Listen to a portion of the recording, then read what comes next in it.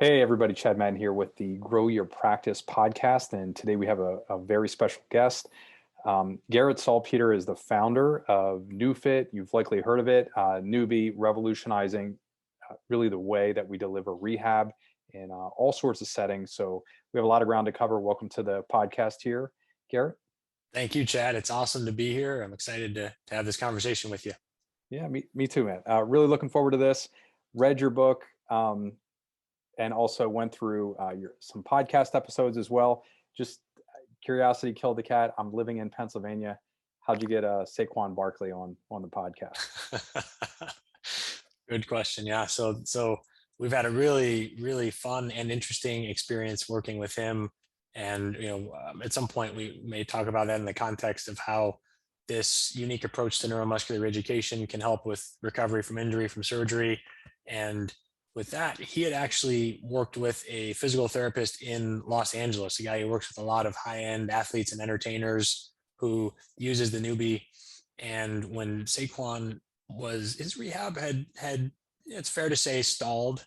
He wasn't where he wanted to be 6 months out or so, and he reached out to that physical therapist for some advice, and he suggested acquiring a newbie and using it, and we started working with him, and it just changed the trajectory of his rehab. So he very graciously invited me out to so we could film a workout at his house and do that. We had that little audio excerpt and that we got to use as a podcast episode, and it's really fun to get to know him and do some content together and just see how it's been able to help him get healthy. Yeah, it was awesome. And just as a reference for everybody, we can link to it in the show notes here. But it's called the Undercurrent podcast, I believe. Is that right? That's right. A little play on words with the electric current, right? There you Great. So I want to talk about the origin story. I know you've been doing this for a while. You founded NewFit. You have a background in physics and engineering. Can you? And I read about the hockey injury that you had in college. I think it was a ligamentous injury, and how you discovered, all the realizations that you had, the epiphanies, the aha moments. Can you talk about that story and how you got to where you're at today? Yeah, absolutely. It is one of those cases of, in retrospect, at least seeing how I was able to turn adversity into opportunity. And, of course, it didn't feel like that at the time. I was a senior in college, and I was pissed off and frustrated because I thought I was going to miss the last few months of my senior ice hockey season.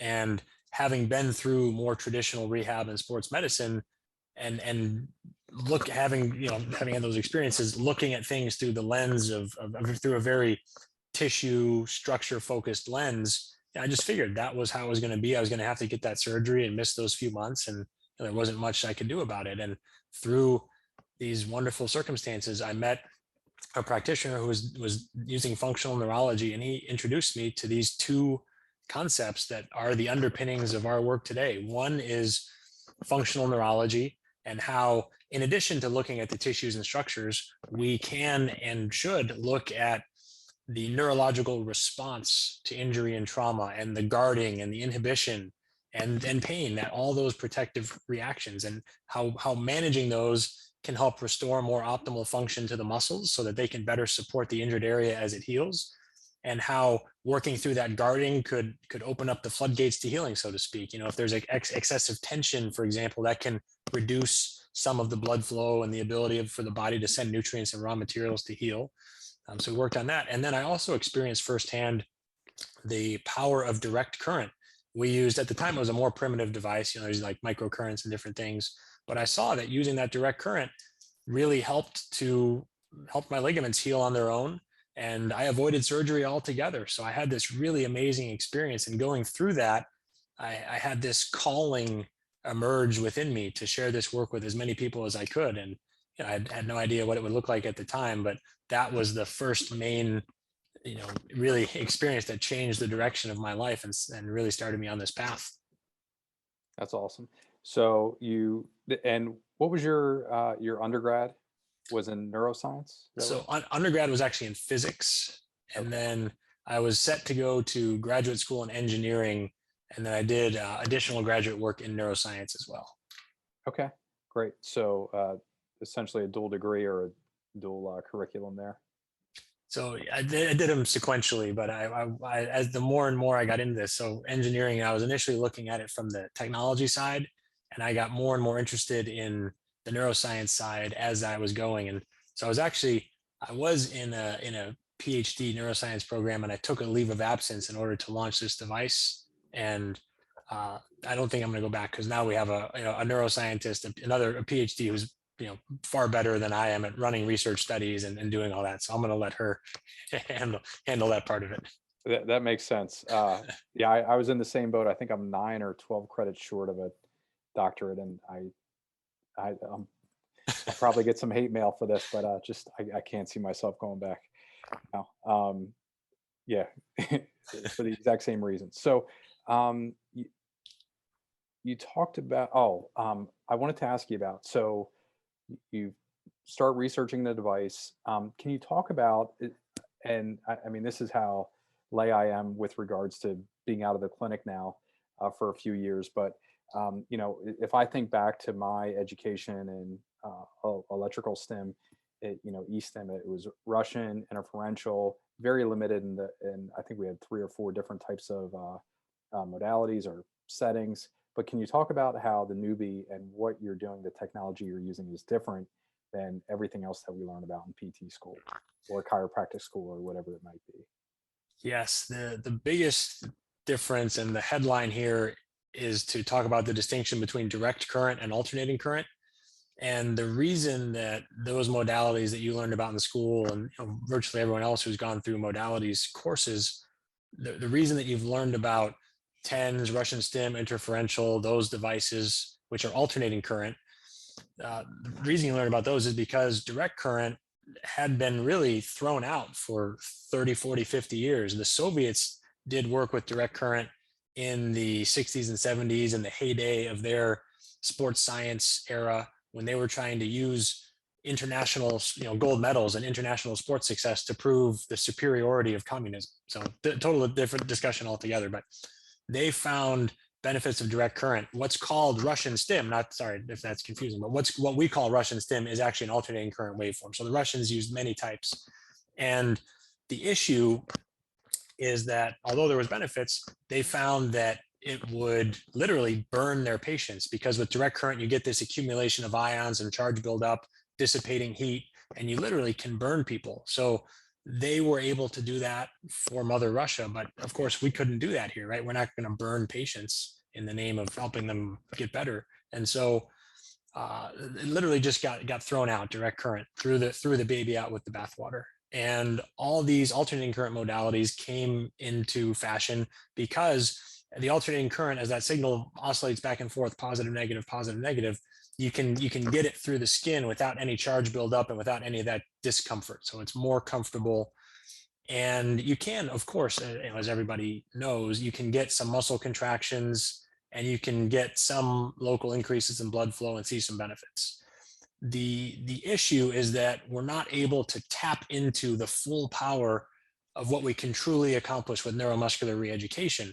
Because if you turn up that AC signal, that alternating current signal, turn it up to a high enough level to really create adaptations in the neuromuscular system, you run into this limitation where that signal going back and forth, oscillating back and forth, it creates this confusing signal. It's sort of like getting sensory and motor, afferent, efferent, and you end up training co-contractions as if the body were moving in the same way as if you were driving a car, hitting the throttle and the brake pedal at the same time. So you end up getting these inefficient movement patterns. Instead of becoming more pliable, we train the body to stiffen. And instead of reducing spasms, we create more of them, that sort of thing. And so that's part of why, for example, reimbursements with traditional E-stim have gone to, very low, virtually zero, in some cases not being reimbursed, because generally we've seen that with a majority of the electrical stim devices out there, a majority of these types of stimulation, there's not a ton of benefit.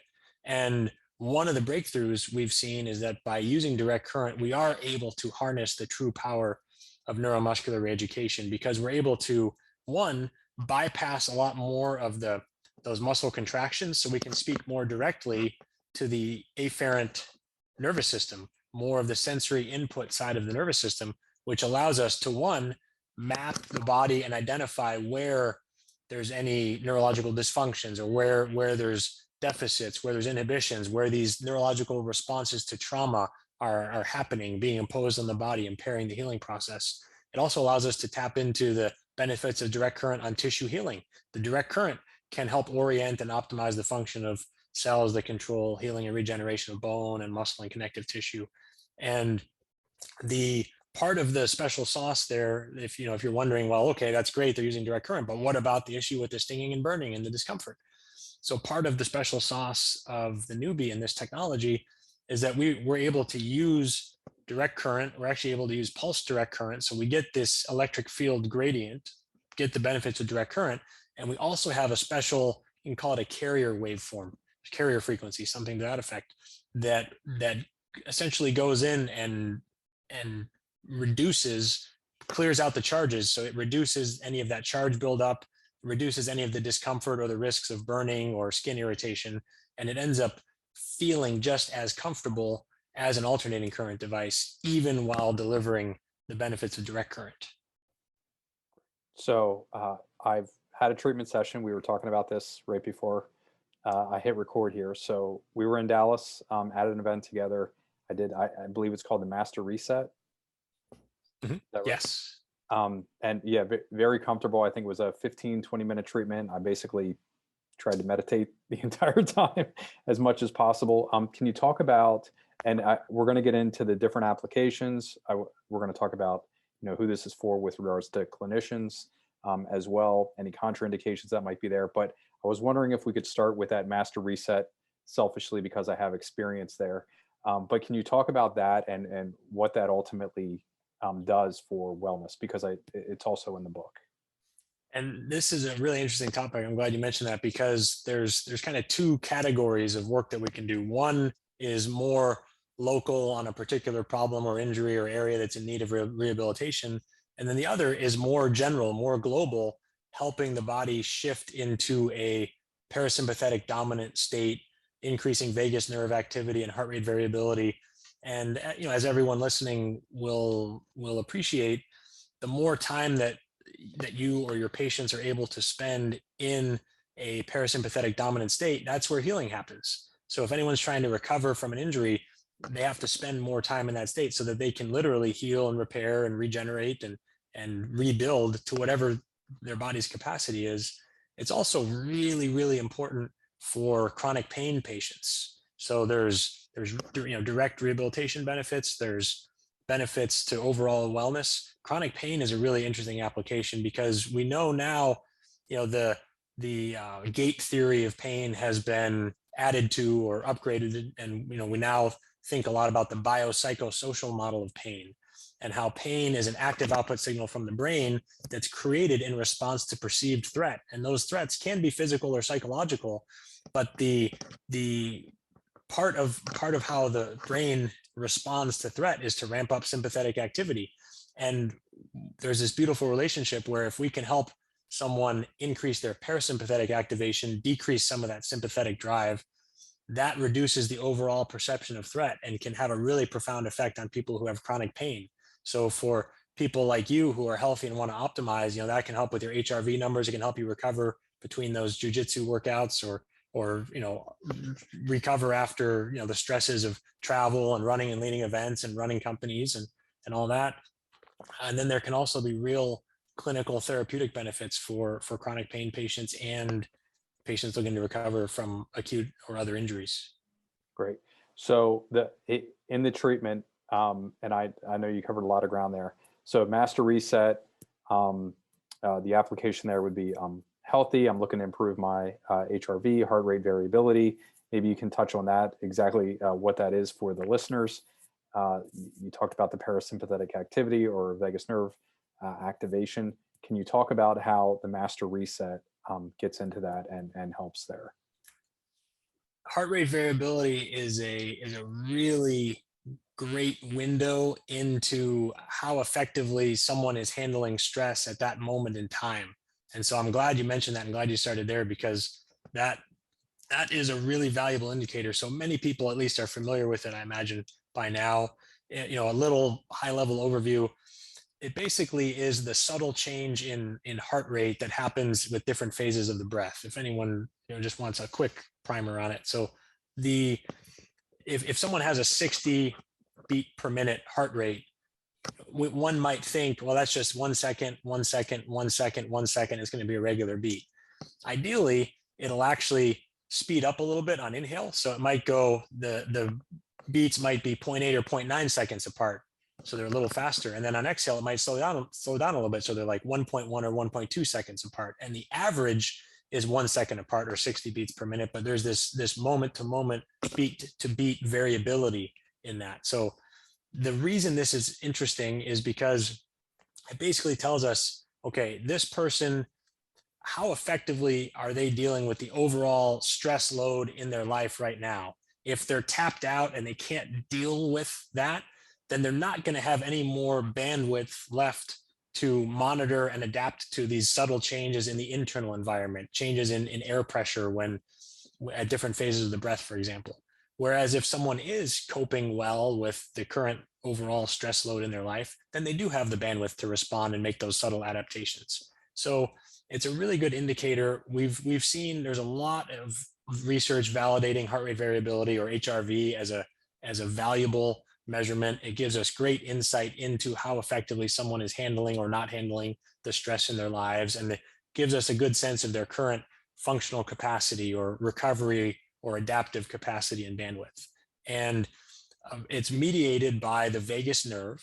So the vagus nerve from the brainstem, there's actually two branches, but so the ventral branch of the vagus nerve controls this variability in heart rate, and it gives us an indicator into overall parasympathetic function. So we want to improve that. Generally speaking, more is better for the most part, with some exceptions, and there's context specific. But one of the things that we've seen that's really cool, really compelling, is there's several clinicians that use the Newbie device have these different types of HRV measuring tools. Sometimes it's this BioStrap, the device that I have on my wrist here, or an Aura ring that people wear. Sometimes it's a more sophisticated clinical device where you put leads on the chest, or wear one electrode on each wrist and actually measure the electrical activity. And so we've seen clinicians look at heart rate variability before and after doing this master reset, and it'll be profound. Someone will come in with 35 milliseconds of variability. So the standard deviation of, as a measurement there of heart rate variability, it'll come in with something like 35, and it'll after 15 to 20 minutes, it'll go up to 135. I mean, we'll see these profound changes. And it's like what happens if you just lie down and do a guided meditation or a focused intentional breathing session. It's like that, but times 2, times 3, times 4, times 5. It helps further increase that neurological shift. And so in order to do that, we're lying down with the pads on. Typically, we're going from the base of the skull, brainstem, trying to stimulate that vagus nerve and other neurologically rich tissues there. And then also pairing that with electrodes on the balls of the feet, because the feet are so neurologically rich. And we've seen that combination. Sometimes you can put the other pads other places, but we've seen that typically leads to these profound shifts in heart rate variability and autonomic function, and gets people into that state where they can actually recover as efficiently and effectively as possible. Yeah. I think I shared with you before we started here, that evening, my HRV was 68 or so with a peak around 130-ish, which was pretty fair for me. Relatively speaking, I was doing a lot of travel at that time, so it felt great. And probably the most remarkable thing would be Carl, the co-founder here at Breakthrough, went right before me, and when he stood up, he said it felt like he took a nap. Like, that's how refreshing it was in 15 or 20 minutes. So yeah, I love that application. You mentioned clinicians.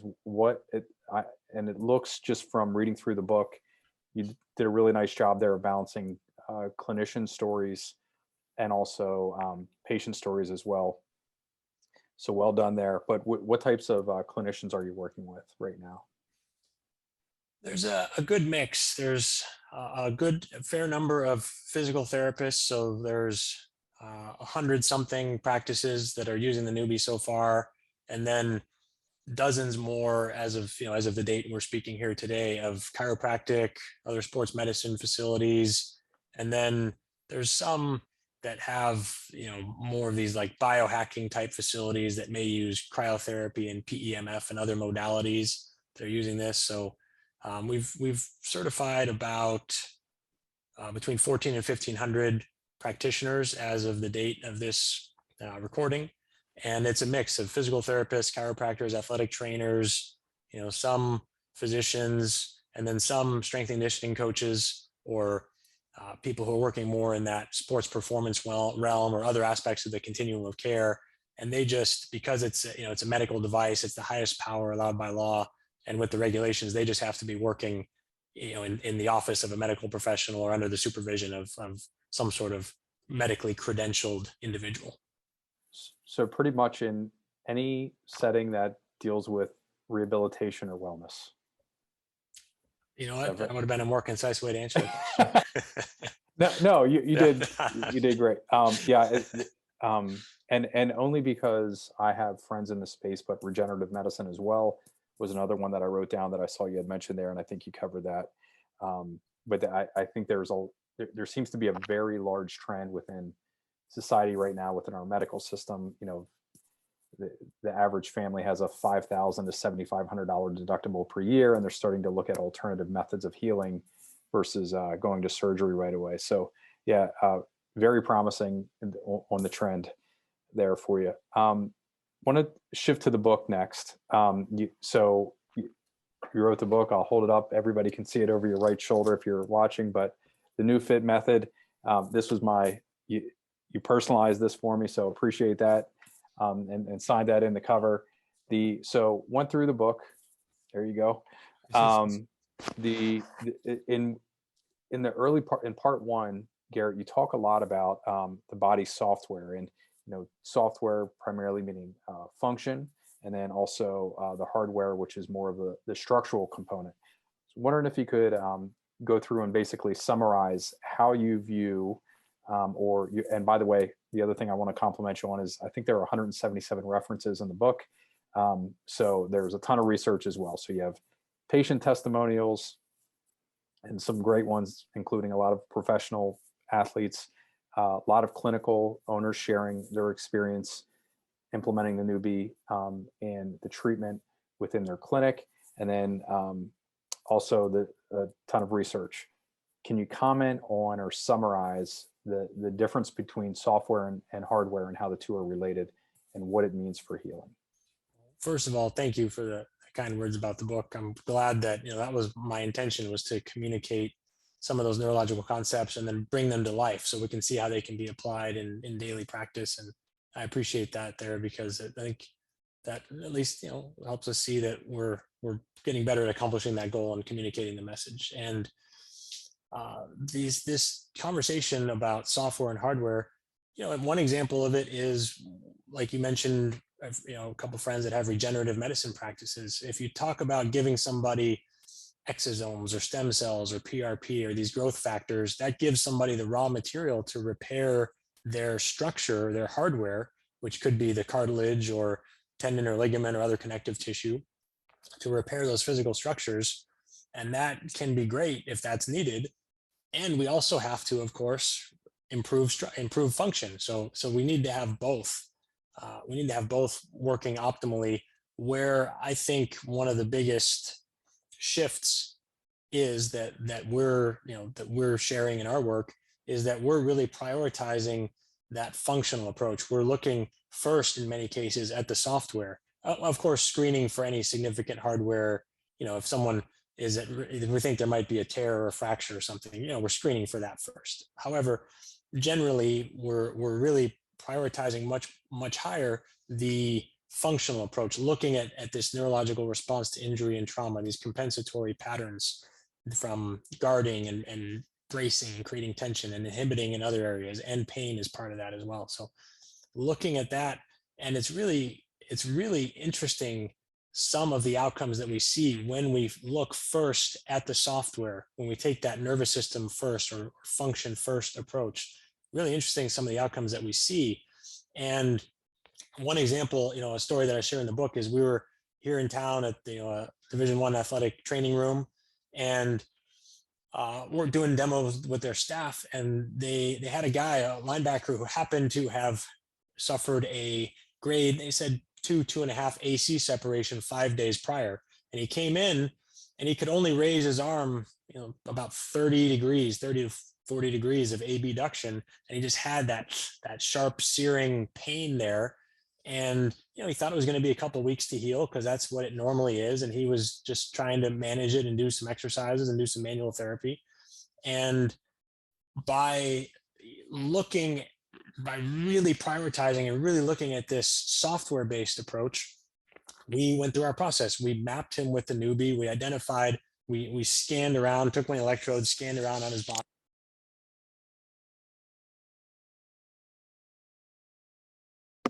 Did I mute myself there? Oh, sorry. You're back. I hit the button on my headset. You were talking about the scan. Yeah. So we did this mapping process with him. We scanned around on his body, and we found these areas of hypersensitivity, or these hotspots or areas of interest on his supraspinatus and down on border of infraspinatus and teres. And we stimulated those areas, used the signal, used the current on those areas, and had him go through just abduction movements. And after a couple minutes, he got his arm up to horizontal. A couple more minutes, his arm is all the way up overhead. And he looks up and he says, "What the beep did you just do to me?" And the reason I love this story is that in answering the question, it gets to the heart of this hardware and software conversation, because we thought, or he thought, and his staff thought, that he primarily had a hardware issue. It was that partial tear of the AC ligament. And we know, based on how he responded, that well, first of all, we know that in an 8-minute treatment, we didn't heal his ligaments. He didn't all of a sudden repair that tissue in such a short time span.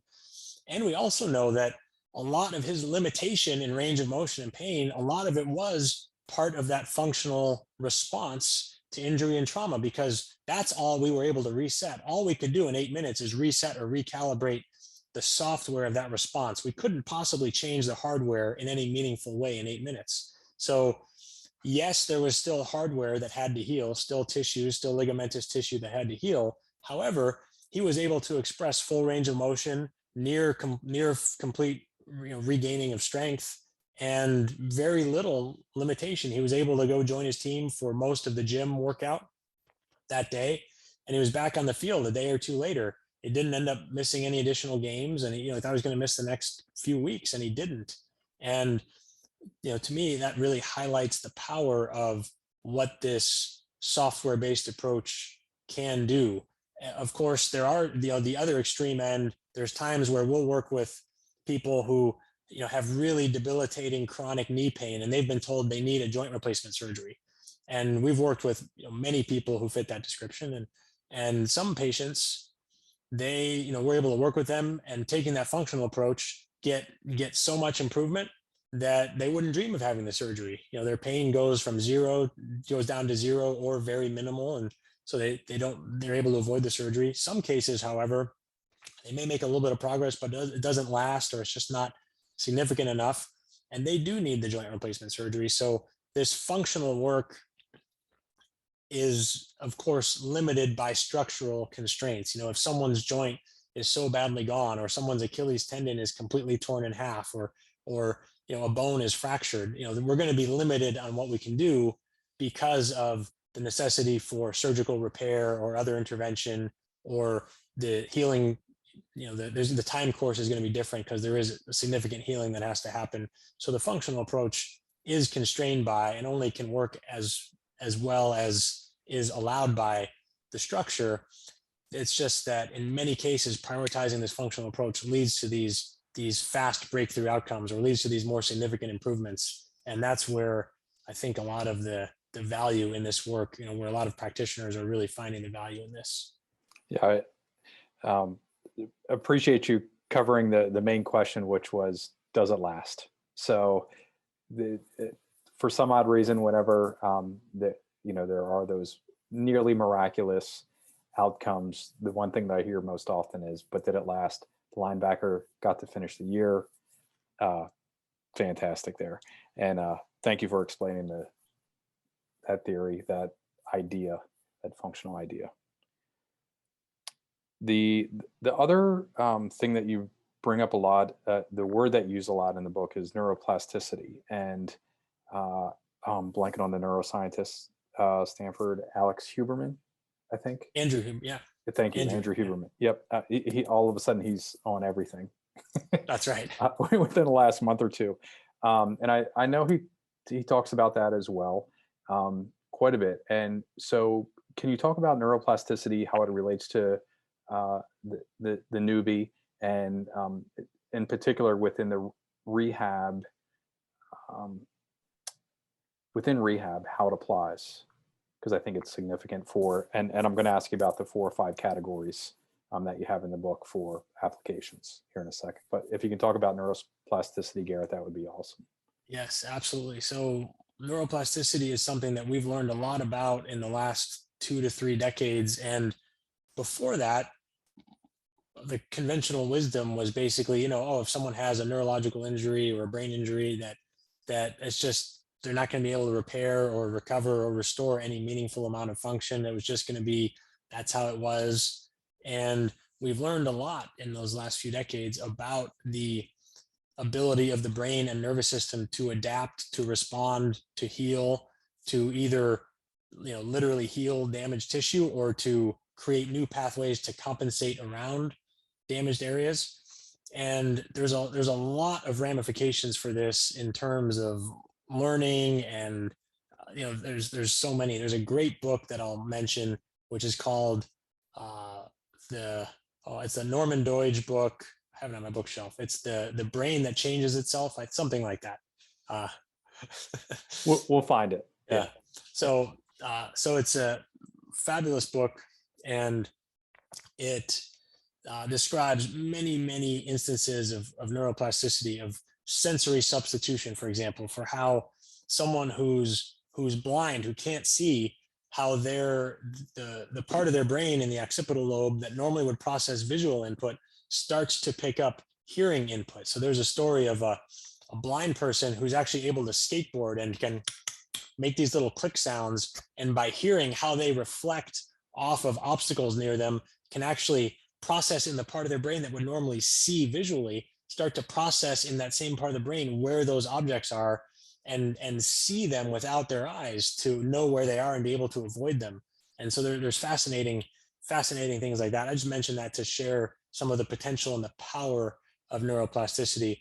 Where it really comes in the book and in our work is in the context of working with patients who have various neurological injuries or diseases or deficits. So we're thinking about stroke patients, spinal cord injury patients, MS patients. And there's several clinicians who had been just outpatient ortho or sports medicine who now have been getting referrals for neurological patients since getting the newbie, and have seen, that they've been able to help some stroke patients or do things, kind of add new areas of practice. And the biggest drivers of neuroplasticity. So let's imagine we're working with someone who had a stroke, or someone who had MS and is in a wheelchair, and has a lot of weakness, has spasms, has lost a lot of autonomy.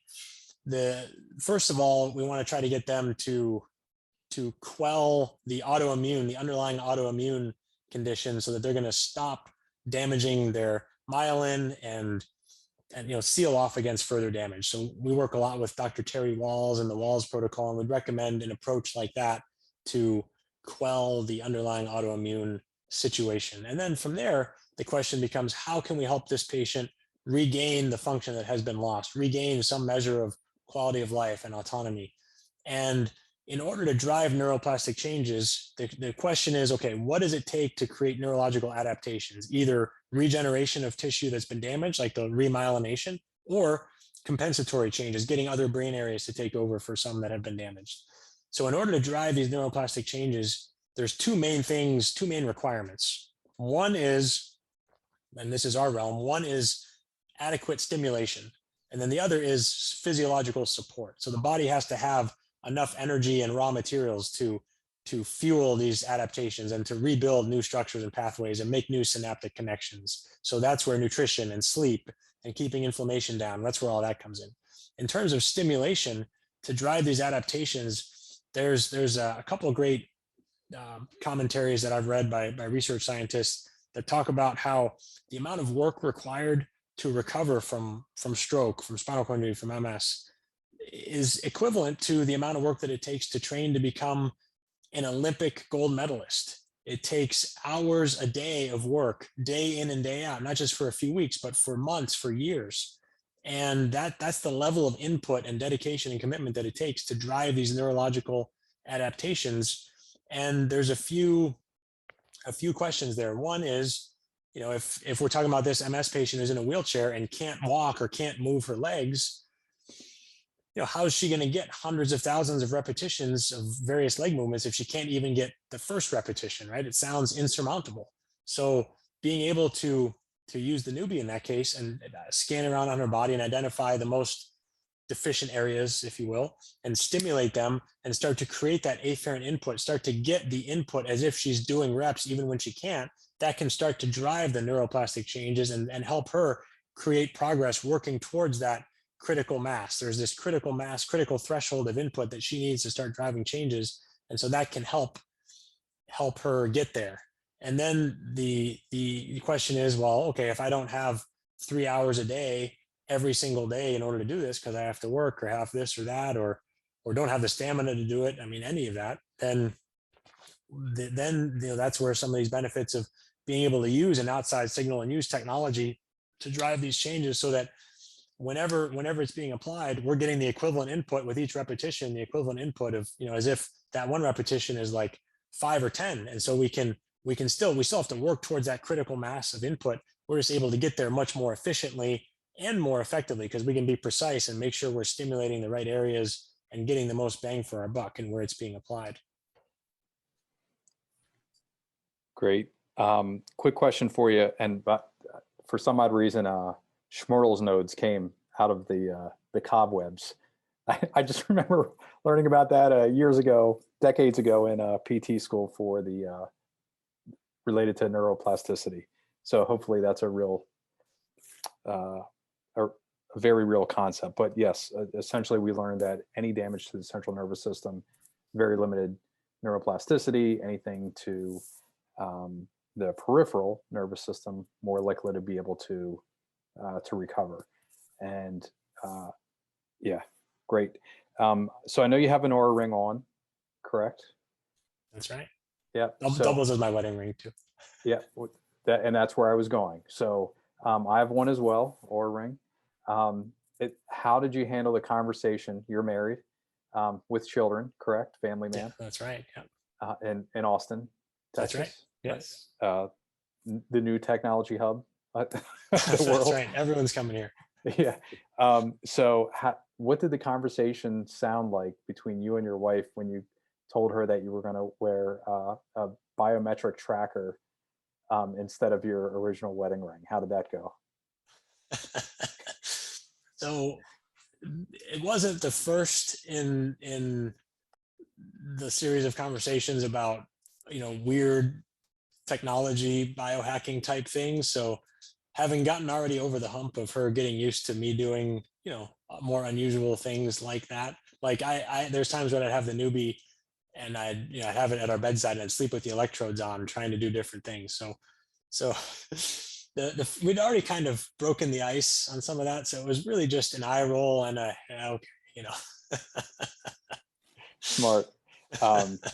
So you worked in on a gradient. I just bought her one. That was it did not go well for me until I bought her an Oura ring as well. We did that too. She doesn't like it quite as much as I do, but we're still working on getting her to use it more. Right on. Yeah, I never miss. We'll talk about biohacking here in a little bit. You mentioned the scan or the body mapping that you can do. Can you talk through that process, at least in summary, from a technology standpoint? What exactly you're looking for as you go through the body mapping, Garrett? Yes, definitely. It is so literally scanning with the electrode. If you listen to the audio, you can't see this, but on the video, I'm taking an electrode and just scanning around on my arm here. So we're scanning over, and what we're doing is sending that afferent signal, that sensory signal, mechanoreceptor activation, as if these tissues are being loaded or challenged. So that could be, if it's a muscle spindle mechanoreceptor, it could be the equivalent input as if there's some sort of stretch or velocity of movement occurring. If it's a more of a Golgi tendon input, it could be the input that's telling the brain that there's load on that tissue. If it's more of a joint receptor, it could be related also to range of motion. Or so we're stimulating these different mechanoreceptors, and we're basically asking sending that signal to the central nervous system and saying, is this threatening? And that's a really important question, because if loading that tissue is not threatening, we know that if things are working well, the brain is saying, oh yeah, we're going to let that muscle work and do its thing, go through its full range of motion, or do whatever its real structural capacity is. The brain is going to basically allow it to express that. If we scan over any other areas and the brain is actively imposing some of these protective patterns in response to injury, for example, right now, or it's limiting or inhibiting that area because there's inflammation and a lot of C fiber activity, or whatever it is, there's some sort of hypersensitivity. If we scan over that area, the brain sees that and says, whoa, that's threatening. And it triggers this protective response. So it can be contraction, it can be pain, or it can feel alarming, kind of like if you work on a trigger point manually, it'll feel like that. And so that's what we're doing, is we're scanning around and looking at that more subjective. We're working on ways in our innovation roadmap, working on ways to more objectively quantify what's happening electrically as well. But these are profound and typically easy to recognize for both the clinician and the patient reactions, where they'll notice, if we're working with someone who has shoulder issues and we scan over their infraspinatus or their front deltoid or something, they'll give you that, that's a spot, they'll feel it. And so sometimes you'll find information that's different from, sometimes similar to what you'd find in eval using other techniques.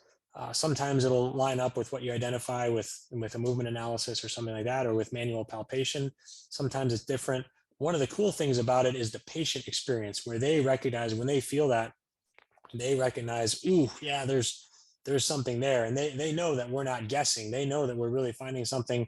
And so that visceral, that sensory experience helps get patient buy-in too. And of course, the results do as well. If we're able to help them see tangible results, see something meaningful happen in that first visit, that increases buy-in as well. But the main thing is looking for those reactions, those areas of hypersensitivity.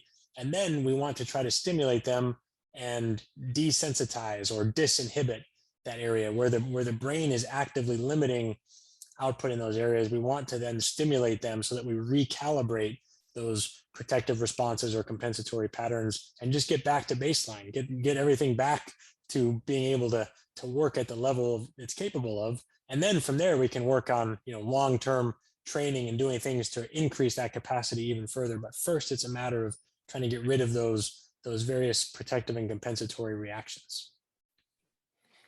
Great.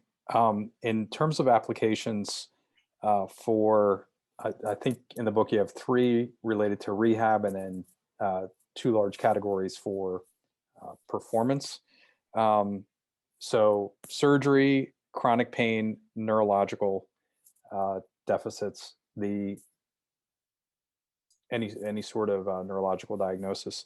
Out of curiosity, so if you looked at the 14 or 1500 certified clinicians as of this recording, is there one area that is kind of like an emerging market? Do you know what I mean by that? In terms of a new application that you're seeing that wasn't in the book, a new diagnosis that is being explored, anything like that, just as just an opportunity to open up in terms of any research that's being done right now? So that's a great question, and I think it speaks a lot to your experience with Breakthrough and how you have this wonderful, really robust community and can learn from each other. And we do have the same experience where we have learned applications from clinicians. They've been able to take the work and the concepts and the methods that that we've taught them and apply them in new areas, and sometimes even tweak or improve them. And the first one that really stands out is we were working with a practitioner who happened to, because of his own experience with CRPS, complex regional pain syndrome, because of his own experience with that, he had kind of established a little bit of a niche in that area, and was treating people, doing different things. And when he added in the newbie, he was able to create some of these really profound, really transformative experiences for people. I mean, just people who were bedridden, 20 plus hours a day because of pain and the associated fatigue.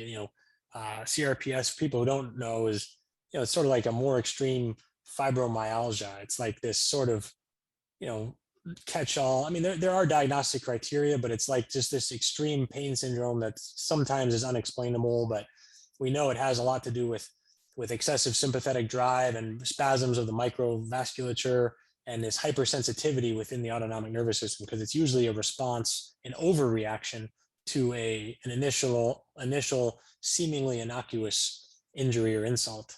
And so we've seen really, really cool outcomes there. Another one is neuropathy, which of course we've talked about a bit, and we've seen a couple of practitioners, a couple around the country in our network, and then we've seen a couple of cases, collectively a few dozen or something like that, cases where we've been really able to help people with neuropathy. So that's another one that's kind of emerged organically, where we didn't set out to create a neuropathy protocol. We saw some benefits from people within this network of practitioners, and really, based on how compelling those benefits were, we set out to explore it further. So we're starting a formal study right now, measuring the changes on the Toronto neuropathy scale, so more of a functional measure, and then also looking very objectively at EMG changes also. And I'm optimistic that we'll see some really cool outcomes there. And then another one that stands out too is a couple of our practitioners were really into frequency specific microcurrent. And that's something that, again, because of these wonderful conversations within our community, we've really pushed and done a lot of work to try to refine the protocols and applications. And one of the things that we've seen that's really cool is that we're seeing similar benefits applying those frequencies, but whereas they normally were just in the microcurrent, subsensory, really small current range, we're applying those same frequencies at a macro current, or at these higher levels of current that we use in our typical treatments. And we're seeing the additive effect, this 1 + 1 = 4, where using those frequencies combined with the traditional methods, with our typical methods, has been really wonderful. So we see a lot of those examples of where we're able to get that feedback and have these wonderful interactions with the other clinicians, and learn, really just all learn and grow together. Cool. One more that I'll throw in there for you, only because I worked on this morning, but pediatric practices, primarily with developmental delay from anything from stroke, blood clot, hemorrhage, cerebral palsy. There was another, there's a sensory disorder. I forget what it's called. I'm blanking on the name of it. I could probably look it up really quick, but nonetheless, so any sort of developmental delay where 0 to 3-year-old is not hitting the milestones. Any research there in pediatric applications at all, Garrett? So some of the things I mentioned, and in other areas, we do have several formal ongoing studies. First couple that are done with data collection are being published, and then several others that are in the data collection or planning phases. In this realm, I'm glad you mentioned that, because this is in some of those anecdotal early stage realm, where we've seen some people at our clinic in Austin and around the country we've seen some people really be able to help children who, yeah, like you said, haven't been meeting their developmental milestones, have delays in their motor function or other areas. And we have seen some benefits. We've seen a couple kids who, older children who have CP and are toe walkers, and we've seen that we've been able to help them reduce tone in the gastroc and the calf musculature and have more normal gait. I've actually seen a few children between 1 and 3 years who are using it, more gently, right? We're treating them with kid gloves, literally and metaphorically, and seeing that it's been able to help. One of them that stands out in my mind is a little boy who couldn't sit up, was lacking development of the core paraspinal musculature, and that improved, and he was able to sit up and regain that, and it increased and improved the trajectory of his development there. So it's just in that very early stage. Like, there's signs of applications and compelling use cases here. Nothing yet in the more formal realm, but that's something I'd be very interested in exploring in an area where there's definitely some opportunity. Yeah, and it's underserved and poorly supported niche across the board.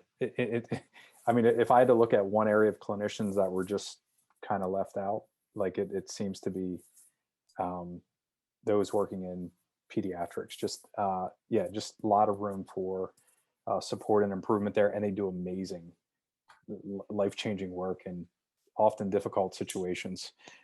Not that we all don't do that, but yeah. So, and we can talk more about that at another time. I want to get into biohacking, and I think chapter 8, chapter 9-ish in your book, you talk quite a bit about HRV, sleep, and poop, and and you have some really good illustrations in your book there. Yeah, so when we get into so kind of how I lumped it was, or at least how you seem to talk about it in the book, is we have rehabilitation, trying to get back to normal, right? That effort, that initiative. Then we also have applications where, fitness training or athletic performance, elite athletic performance you talked about, where you're working with professional bodybuilders and gold medal Olympians and 45-year-old dads that are doing BJJ in the morning, right? And you're talking about recovery there. Let's get into that. So we can go wherever you want to, whatever area of interest you have with biohacking, but what applications are you seeing there with the newbie relative to recovery and performance? So this is a topic that I really like personally. I started out as an athlete, and so I kind of gravitated towards this in the beginning. And it's been cool to see how several clinicians, several practice owners are adding in some more fitness or wellness oriented services, where normally patients would leave at the end of their plan of care. If they make it that far, then they normally would leave. And this has allowed clinicians to be able to offer some, more like fitness oriented or personal training or sports performance type services to retain those patients for longer, to deepen the relationship with them, and also increase revenue and do wonderful things for the business, both personally because of deepening the relationships and maintaining them for longer, and professionally to help with service volume. And it's been really cool to see. So one of the things that really stands out in that realm is this notion of being able to make exercise safer. And we know that, for example, it's really important for longevity to maintain healthy amounts of muscle mass. There's several studies that link muscle mass with reductions in all-cause mortality. So people live longer because it helps. One, you have more strength to withstand a fall where someone might break their hip. Someone who's stronger might not have as significant of an injury. And then there's also the metabolic and hormonal effects of having better body composition, greater amounts of muscle. It does wonderful things for longevity, and not just lifespan, but health span, the quality of those years. And so being able to maintain muscle mass is really important, but it can be difficult for many people to train consistently because they have aches and pains, they have injuries that pop up. So it's tough to stick with a program for long enough, or they just can't, lift weights, or they can't do the resistance exercise that they need to build their muscles. So being able to use the newbie, for example, to stimulate the muscles, to get as much muscle recruitment as if someone was lifting heavy weights using high resistance, being able to get that level of muscle recruitment, but just doing, lifting a PVC pipe if it's an arm curl, or just doing body weight squats if we're talking lower body, allows us to get that strength training benefit, but a lot more safely, because we're certain the right muscles are being activated, and we're able to get that recruitment, but without the risk of injury associated with heavy loading. And that's one part that really stands out to me. And then there's also all these wonderful opportunities to break down the neurological components, the skills of elite performance. We have, first of all, of course, at the foundation, we have basic movement proficiency and joint mobility. We need to have adequate, requisite movement at all of the joints involved in particular sporting movements. And then we have to have the strength and coordination and stamina and all of those things. And then we want to build the skills on top of that. But we need to have the base of this strong foundation built if we want to be able to build skill on top of it. And so being able to play around with the different frequencies that and can work more on strength or more for priming the nervous system for fast movement to use in conjunction with plyometric based exercises, or to use it at different settings to work more on amplifying the benefits of stretching and trying to increase mobility and range of motion in all the joints. There's these different applications where you can use techniques. You can use contract relax stretching, or you can use plyometrics. And there's one of these really fun concepts, one of these really fun exercises that we've been able to do is find ways to use technology to amplify the benefits of those. Those interventions, those strategies can be wonderful, and we've been able to find that we can use technology to amplify the effects and get even more bang for the buck. That's great.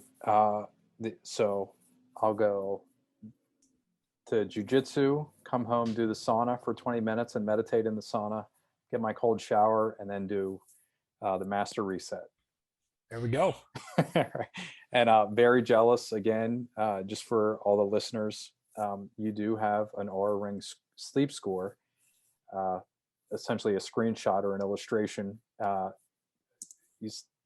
photo capture in the book. I believe your sleep score either was an 85 or 89, and you had over 3 hours of deep sleep and 2 hours of REM, right? And in 7 hours, 15 minutes, something like that.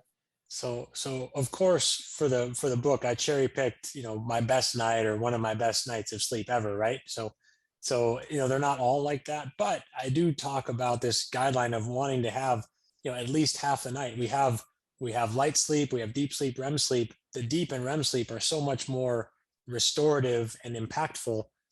One of the things I suggest for many people is having a goal of spending at least half of the night in those most restorative stages of sleep, at least half the night shared between deep and REM sleep.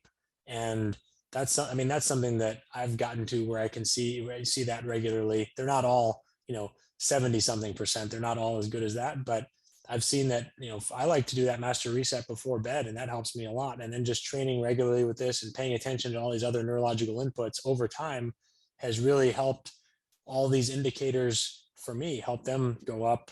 And, a lot of it, just like anything else in life, a lot of it is being consistent, doing the right things over time, and then the results just come. Yeah, that's right. Love the Oura Ring, HRV, the newbie. Definitely have to talk with you about that. Before we get to the final question here, Garrett. So first, we mentioned the book, the NewFit Method. What's the best way for people to buy that, get a copy of that? How do they do that? So easiest way is on Amazon. For NewFit clinicians, we sell volume discounts if people want to have copies to put out in their practice and everything. But if you just want to get one, go to Amazon, just type in the NewFit Method, and you'll see it. The bright green cover with our brand colors will be on there, and Great. That's the best place. And so I'm a clinician. I'm interested in implementing this into my clinic. How do I do that? So the best bet would be to go to our website, new.fit, and click on the for providers link. And there's a link in there to contact our team or to watch a virtual demo. So the best bet would be to book a call with our team, or if you just want to skip the website, you could write to support@new.fit, neu.fit, like new, like neurological. And then, if you do connect with us, we'll tell you about the training and onboarding. The device is part of a package that includes our certification program, where you and your staff can get CEUs and really get onboarded and supported, so you can implement this in the right way. You can learn the basic techniques and the nuances and all the ways you can apply it, and help get your even more junior clinicians up to speed, to the point where they're going to be creating some of these really transformative outcomes with patients, in first, second, third visit. Great. So is that also the best way for people to find you? Are you on Twitter, Instagram, anything like that? Or should we just send them to the email? So that website is good, and then email is good. And then if you're on social media, best place to find us, where we're most active, is Instagram. And my team and I are in there. We're answering direct messages and interacting in comments and things like that. And we post regularly, several times a week, and share really good content. We get to see a range of people working with professional athletes, working with neurological patients, everything in between. So there's some educational, some entertainment. It's a good mix. So Instagram can be tricky. What's the easiest way to find you on Instagram? Is it Instagram? It's NewFit RFP, for rehab, fitness, and performance. Someone already had the NewFit handle, so we had to add a few letters onto it. That's rough. So final question. One of the hottest topics right now in all of rehabilitation, conservative care, across the board, physical therapy, chiropractic, regenerative medicine, is cash pay services. We're literally on the eve of finding out here, probably by the time this is published and released, this recording, that the physician fee schedule here for 2022, we're all going to take a hit to some degree, and people are looking at adding cash pay services. So can you talk about that? Is it reimbursed in any setting at all by insurance? Is it a cash pay? What are best practices? The floor is yours. Yes, great topic. I'm glad you brought that up. We hear that a lot too in talking to clinicians, that people are eager for at least some cash or hybrid offerings. Depends on the context for how much of that they wish to do. But the clinicians can get reimbursed. Services with the device can be billed as neuromuscular reeducation or therapeutic exercise, therapeutic activities, sometimes gait training.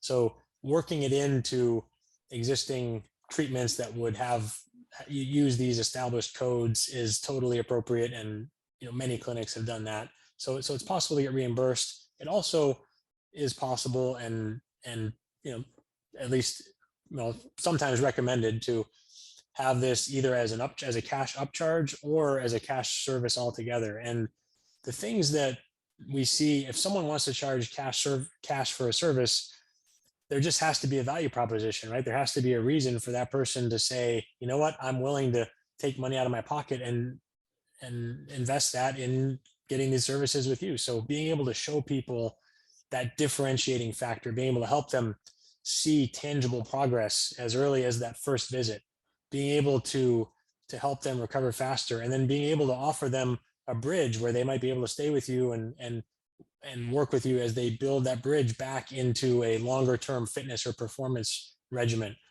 That has shown really, really good results in a cash-based setting. It's shown, we've seen a lot of people. Our practice here in Austin is all cash. We don't do a single dollar of insurance collections or billing.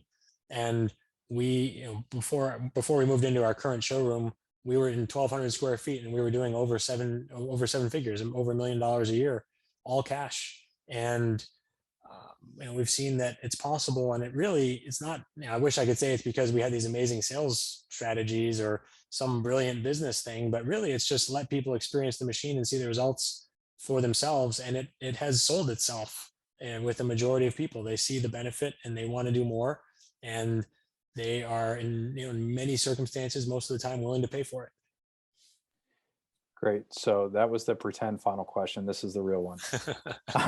And the founder by one of the Quaid brothers played. The Ray Kroc, that one. Yes, Ray Kroc. Yeah. In the very beginning of that movie, thank you for the save there. So Ray Kroc is a milkshake salesman, calls on the gets a call from the McDonald's brothers, and they order 6 milkshake machines. And then literally as he's on the phone with them, they order 2 more for a total of 8. I might not be exactly right, but the essence of the story is there. Then, he has a little metaphorical light bulb where it's like, wow, they're doing something here. There's something different. Do you have that with NewFit, with a clinician who has just adopted and really run with it?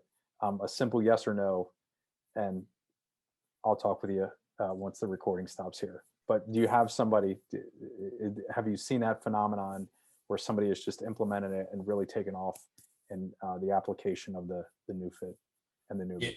Yeah, definitely, yes. It's a great question. And we have, several practices that have gotten 4, 5, and 6 devices in a single location because their patients and their clinicians were fighting over them.